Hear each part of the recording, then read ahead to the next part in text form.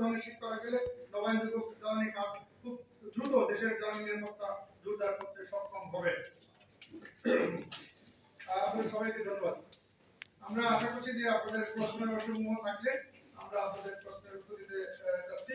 Completely possible এগুলোটা এখানে বিদ্যমান। সেখানে আপনার যদি সিম্পলি বলি যে আপনার এই আমদানিকৃত জ্বালানির উপর ট্রেড কত হয় আপনার জানা আছে কি? এক বছরে 10 থেকে 15 বিলিয়ন ডলার। এই শুধুমাত্র এলএনজি, কয়লা, আপনার হচ্ছে ডিজেল, আপনার ক্রুড অয়েল, ফার্নেস অয়েল এবং অন্যান্য যে এলপিজি, এগুলো মিলে প্রায় 15 বিলিয়ন ডলারের বার্ষিক লেনদেন হয় হচ্ছে আমদানি হয় হচ্ছে বাংলাদেশে। এখানে প্লেয়ার কয়জন? খুব বেশি হলো 100 থেকে 150 জন।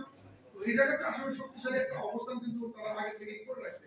একটা নতুন প্রক্রিয়াকে যেতে গেলে আমি আপনার বক্তব্য পরিষ্কার বলেছি যে আপনি ওটা একটা জ্বালানি, সোলার একটা জ্বালানি। সোলারে আমদানি করতে লাগবে 60% ট্যাক্স, আর আপনি জ্বালানি করতে লাগবে হচ্ছে 0 ট্যাক্স ইন এডিশন আবার সাবসিডি।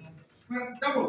এই ধরনের দুইটো যদি থাকে তো আপনার এটা সম্প্রসারণ হবে না। তো জ্বালানি তো একই, 1 ইউনিট বিদ্যুৎ আপনার ডিজেল থেকে হলে যেটা হবে এই বিদ্যুৎ হবে, ওই নবায়নযোগ্য জ্বালানি 1 ইউনিটই হবে, কিন্তু 2 ইউনিট বা হাফ ইউনিট কিন্তু হবে না।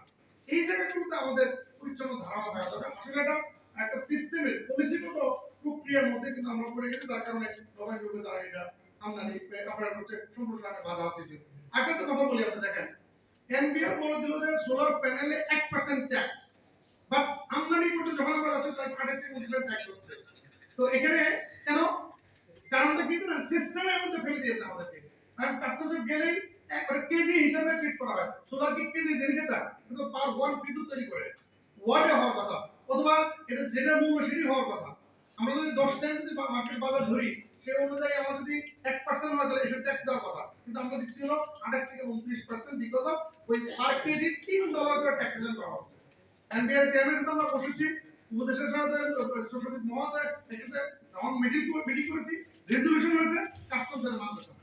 তো এই ধরনের দ্বিচারিত নীতির মাধ্যমে কখনো এই সেক্টরের সম্প্রসারণ হবে না। আলটিমেটলি এটা সবচেয়ে বড় আমরা এই জাতি, এই নেশন কিন্তু আসলে সাফার করছে। আমাদের 30% প্রোডাকশন লস হয়েছে আরএনজি খাতে, পরিবহন 60% কমে গেছে। আপনার আজকে গতকালকে শুনলাম যে বাজারে সবজির দাম বেড়ে যাচ্ছে বিকজ অফ আপনার ট্রান্সপোর্টের কারণে।